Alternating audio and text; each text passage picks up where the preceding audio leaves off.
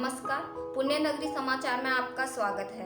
देश के स्वतंत्रता संग्राम के 8 अगस्त के दिन का एक खास महत्व है। दरअसल महात्मा गांधी ने अंग्रेजों को भारत से निकालने के लिए कई अहिंसक आंदोलनों का नेतृत्व किया और 8 अगस्त 1942 को उन्होंने भारत छोड़ो आंदोलन की शुरुआत की थी। 8 अगस्त का दिन अफगानिस्तान में भी एक महत्वपूर्ण घटना का गवाह रहा है।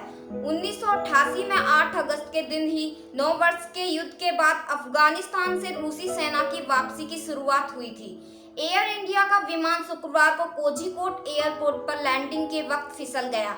इस हादसे के वक्त विमान में 190 लोग सवार थे। इस हादसे में अब तक 17 लोगों की मौत की खबर है। विमान दुबई से आ रहा था और रनवे पर लैंडिंग करते हुए फिसल गया। इससे विमान के 2 टुकड़े हो गए। गनीमत रही कि सामने का हिस्सा खाई में गिरने से बच गया। इसे संयोग ही कहेंगे कि करीब 10 साल पहले यानी 22 मार्च 2010 में ठीक ऐसे ही एक हादसा मंगलुरु में हुआ था। उस वक्त एयर इंडिया की फ्लाइट 812 दुबई में मंगलुरु आई थी। यह फ्लाइट की लैंडिंग के वक्त रनवे से फिसल गई थी और पहाड़ी में गिर गई थी। इस हादसे में 158 लोगों की मौत हुई थी। देश में 3 ऐसे एयरपोर्ट हैं जो बेहद ऊंचाई पर स्थित हैं और इन्हें लेवल टॉप रनवे कहा जाता है। इनमें एक केरल में मलाप्पुरम में स्थित कोझिकोड इंटरनेशनल एयरपोर्ट है। यहीं पर शुक्रवार को हादसा हुआ। दूसरा एयरपोर्ट कर्नाटका के मैंगलोर में है, जहां 2010 में हादसा हुआ था। तीसरा एयरपोर्ट मिजोरम में है। लेवल टॉप रनवे आमतौर पर पहाड़ के ऊपर होता है। इसमें ज्यादातर एयरपोर्ट के अगल बगल खाई होती है। यहाँ विमानों की लैंडिंग करना बेहद कठिन होता है। लैंडिंग और उड़ान दोनों के दौरान पायलट को खासतौर पर सावधानी बरतनी होती है।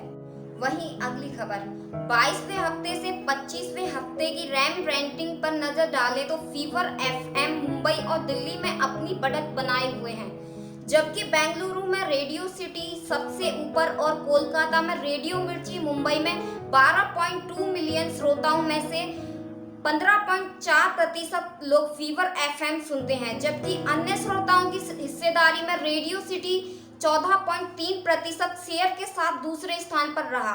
हालांकि इससे पहले हफ्ते के मुकाबले यह हिस्सेदारी 0.9% तक बढ़ी है। बिग एफएम में श्रोताओं की हिस्सेदारी 0.1% की बढ़त के साथ 13.9% रही और यह तीसरे नंबर पर रहा। बता दें कि सुबह 11 बजे से दोपहर 12 बजे तक श्रोताओं की संख्या सबसे ज्यादा दर्ज की गई। हाल के 4 हफ्तों में 84.5% लोगों का तक एफएम की पहुंच रही। इसी तरह दिल्ली में 16.5 मिलियन में से 21.5% श्रोताओं का एक समूह फीवर एफएम सुनता है, जो कि 1% तक बढ़ा है। फिलहाल दिल्ली में यह शीर्ष पर है। वहीं रेडियो मिर्ची को सुनने वालों की हिस्सेदारी 14.4% रही, जिसकी वजह से यह दूसरे स्थान पर रहा।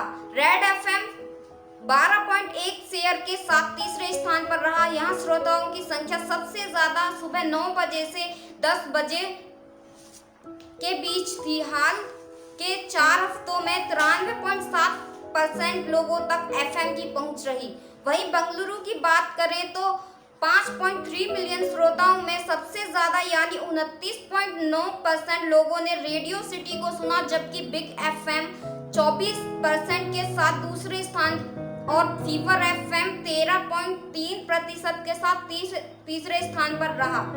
यहाँ सुबह 8 से 9 बजे के बीच श्रोताओं की तादाद चरम पर थी। कोलकाता में एफएम सुनने वाले 9.1 मिलियन श्रोतागण हैं, जिसमें से 28.7% श्रोताओं ने रेडियो मिर्ची सुना, जो कि सबसे ज्यादा सुना गया। इसके बाद बिग एफएम 26.7% के साथ दूसरे स्थान पर और रेड एफएम 14.3% के साथ तीसरे स्थान पर रहा। वहीं अगली खबर, माइक्रो ब्लॉगिंग साइट ट्विटर पर यदि आप किसी को तलाश कर रहे हैं तो पता लगाना काफी मुश्किल होता है। ये असली अकाउंट है या फिर नकली अकाउंट। इस चक्कर में कई बार आप गलती से नकली सरकारी अकाउंट से मिली सूचना का शिकार बन जाते हैं। लिहाजा ट्विटर ने एक बड़ा फैसला लेते हुए कहा कि वो अब सभी सरकारी मीडिया आउटलेट्स, उनके सीनियर स्टाफ और कुछ प्रमुख सरकारी अधिकारियों के अकाउंट्स को लेबल करेगी। ट्विटर को एक प्रवक्ता के मुताबिक रूस के अनुस्थित पार्टी और चीन के न्यूज के अकाउंट्स उन मीडिया संगठनों में शामिल हैं जिन्हें ट्विटर द्वारा लेबल किया जाएगा। हालांकि उन्होंने संस्थाओं की पूरी लिस्ट देने से इनकार कर दिया। ट्विटर ने ब्लॉग में कहा, हम मानते हैं कि अगर कोई मीडिया अकाउंट प्रत्यक्ष या अप्रत्यक्ष रूप से किसी सरकारी तंत्र से संबंधित है तो लोगों को ये जानने का अधिकार है कि कंपनी ने ये भी कहा कि वो अपने रिकमेंडेशन सिस्टम के जरिए इन अकाउंट्स या उनके ट्वीट को एम्प्लीफाई करना भी बंद कर देगी। ट्विटर ने सरकार संबंधित मीडिया को परिभाषित करते हुए कहा कि ये वो हैं जहां वित्तीय संसाधनों या राजनीतिक दबाव के जरिए एडिटोरियल कंट्रोल का प्रभावित किया जाता है या प्रोडक्शन डिस्ट्रीब्यूशन को कंट्रोल किया जाता है। ट्विटर ने कहा कि सरकार द्वारा फंडेड लेकिन एडिटोरियल स्वतंत्रता रखने वाले मीडिया आउटलेट्स जैसे यूएस में एनपीआर या यूके में बीबीसी को लेबल नहीं किया जाएगा। ट्विटर के प्रवक्ता ने यह भी कंफर्म किया कि इस लिस्ट में कोई यूएस मीडिया आउटलेट नहीं है। वहीं अगली खबर, मेडिसन वर्ल्ड और मेडिसन कम्युनिकेशंस के फाउंडर, चेयरमैन और एमडी सैम बलसारा ने तमाम भारतीय न्यूज चैनल्स की आलोचना की है। एडवर्टाइजिंग जगत की जानी मानी हस्ती सैम बलसारा का कहना है कि वर्तमान परिप्रेक्ष्य में न्यूज चैनल्स लगातार एक ही कंटेंट को दोहरा रहे हैं। बलसारा गवर्नेंस नाउ के एमडी कैलाशनाथ अदगारी के साथ impact of COVID-19 on media and entertainment industry and the role of governments in the media sector topic पर विशेष बातचीत कर रहे थे। विजनरी टॉक सीरीज के तहत होने वाली इस बातचीत के दौरान बलसारा का कहना था, न्यूज चैनल्स के पास नई पहल करने और ज्यादा मानवीय होने के तमाम अवसर हैं, लेकिन न्यूज कंटेंट के लगातार दोहराव की वजह से व्यूअरशिप नीचे आ रही है। लॉकडाउन के पहले हफ्ते में न्यूज चैनल्स की व्यूअरशिप जहां 300% तक बढ़ गई थी, वहीं वर्तमान में इसमें भारी कमी आई है। वहीं अगली खबर, बॉलीवुड एक्टर सोनू सूद प्रवासी मजदूरों के लिए मसीहा बन चुके हैं। वह देश ही नहीं विदेशों में फंसे हुए लोगों को उनके घर सुरक्षित पहुंचा रहे हैं। देश के हर राज्यों में उन्होंने अलग अलग तरह से लोगों की मदद की है। इसके अलावा हाल ही में सोनू ने प्रवासी मजदूरों के लिए नौकरी की व्यवस्था करने का ऐलान किया था। इसके लिए उन्होंने APEC नाम की कंपनी के साथ खास करार किया है। सोनू सूद ने इस बात की जानकारी अपने ट्विटर हैंडल पर दी है। सोनू सूद ने अपने ट्विटर हैंडल पर लिखा, जहां चाह वहां रहा।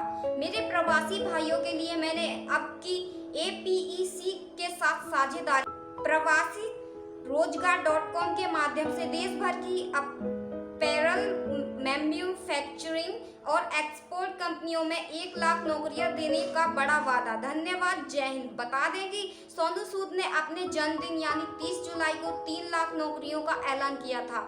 ये सभी अच्छे वेतन, PF, ESI और अन्य लाभ प्रदान करते हैं। सोनू सूद इसके पहले गरीब किसान को ट्रैक्टर भेजना, अनाथ बच्चों को सहारा देना और गरीब महिलाओं को घर देने का वादा करना जैसे कई दिल जीत लेने वाले काम कर चुके हैं। सोनू सूद ने न सिर्फ भारत में लोगों की मदद की है, बल्कि विदेश में फंसे भारतीयों को देश वापस लाए हैं।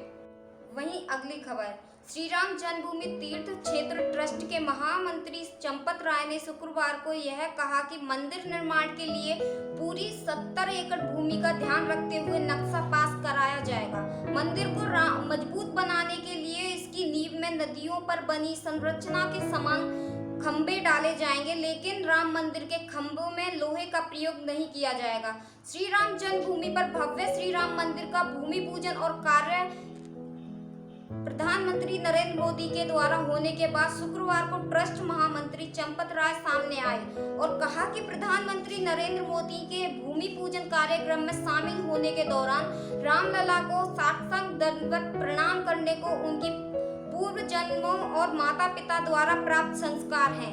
इतने बड़े पद पर होने के बावजूद इतनी विनम्रता पूर्व जन्म की तपस्या से ही आती है। श्री राम जन्मभूमि तीर्थ क्षेत्र ट्रस्ट महासचिव राय ने शुक्रवार को कारसेवकपुरम में पत्रकार वार्ता कर श्री राम मंदिर पर अपना मंतव्य स्पष्ट करते हुए कहा कि 1000 साल तक सृष्टि के आंधी तूफान सहने राम मंदिर पूरी तरह सुरक्षित होगा। इसके लिए उच्च तकनीक का इस्तेमाल किया जाएगा। वहीं अगली खबर, कोरोना वायरस की वैक्सीन तैयार करने के लिए दुनिया भर में 200 से ज्यादा प्रोजेक्ट पर काम हो रहा है, जिनमें से 21 से ज्यादा वैक्सीन क्लिनिकल ट्रायल में है। ऑक्सफोर्ड यूनिवर्सिटी की रिसर्च पर तैयार हुआ वैक्सीन भी इन्हीं में से एक है। यह वैक्सीन ह्यूमन ट्रायल के आखिरी दौर में है और भारत में इसे कोविशील्ड के नाम से लॉन्च करने जा रही अग्रणी वैक्सीन निर्माता company serum institute of India के दावे के मुताबिक जल्द ही यह लोगों के लिए उपलब्ध होगी। ऑक्सफोर्ड यूनिवर्सिटी के अलावा कंपनी नोवावैक्स की वैक्सीन का भी उत्पादन करेगी।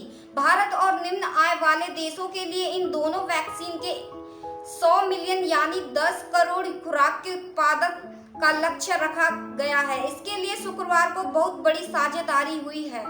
वहीं अगली खबर, AIMIM अध्यक्ष असदुद्दीन ओवैसी को राम मंदिर निर्माण का विरोध करना भारी पड़ रहा। शिया वक्फ बोर्ड के चेयरमैन सैयद वसीम रिजवी ने ओवैसी को करारा जवाब दिया है। रिजवी ने कहा है कि ओवैसी को पाकिस्तान चले जाना चाहिए और देश के मुसलमानों को शांति से रहने देना चाहिए। वसीम रिजवी ने एक वीडियो मैसेज जारी किया है।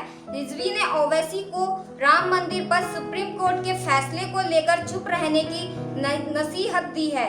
रिजवी ने कहा कि भारतीय संविधान के नियमों के तहत सभी बंधे हैं। सुप्रीम कोर्ट ने सही मायने में राम मंदिर के निर्माण का मार्ग प्रशस्त किया और जो सदियों से हिंदुओं के लिए ही था। इसके अलावा रिजवी ने ओवैसी को हिंदू मुस्लिम की राजनीति को बंद करने को कहा है।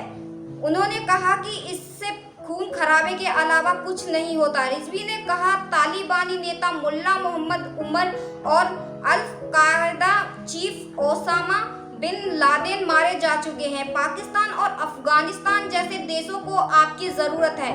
भारत में मुसलमानों को शांति से रहने दें। वहीं अगली खबर, अमेरिकी राष्ट्रपति डोनाल्ड ट्रंप ने कहा कि चीन का विश्व व्यापार संगठन WTO में प्रवेश करना सबसे खराब सौदे में से एक है। ओहियो में व्हर्लपूल कॉर्पोरेशन मैन्युफैक्चरिंग प्लांट में ट्रंप ने चीन का विश्व व्यापार संगठन में शामिल होने का विरोध किया है। ट्रंप ने कहा कि चीन ने कई नियमों का उल्लंघन किया है। जिस तरह चीन ने नियम तोड़े हैं उस तरह से आज तक किसी देश ने नहीं किया, इसलिए चीन का WTO में प्रवेश करना सही नहीं है। पहले जनवरी में भी ट्रंप ने कहा था कि WTO में अमेरिका के साथ ठीक व्यवहार नहीं किया जा रहा है। यहाँ अभी भी भारत और चीन को विकासशील देश माना जा रहा है। ट्रंप के अनुसार WTO कई सालों में से अमेरिका के साथ भेदभाव करता आ रहा है, जिसकी वजह से चीन आज यहाँ तक पहुँचा है। साल 2001 से चीन इस WTO का मेंबर है। मालूम हो कि ट्रंप प्रशासन ऐसी चीनी कंपनियों पर कड़ी कार्रवाई करने के प्रस्ताव पर विचार कर रहा है जो अमेरिका में सूचीबद्ध हैं और अमेरिकी ऑडिट प्रावधानों का पालन नहीं करती है। सभा डेली हंट डेली होम समाचार फॉर मीडिया। धन्यवाद।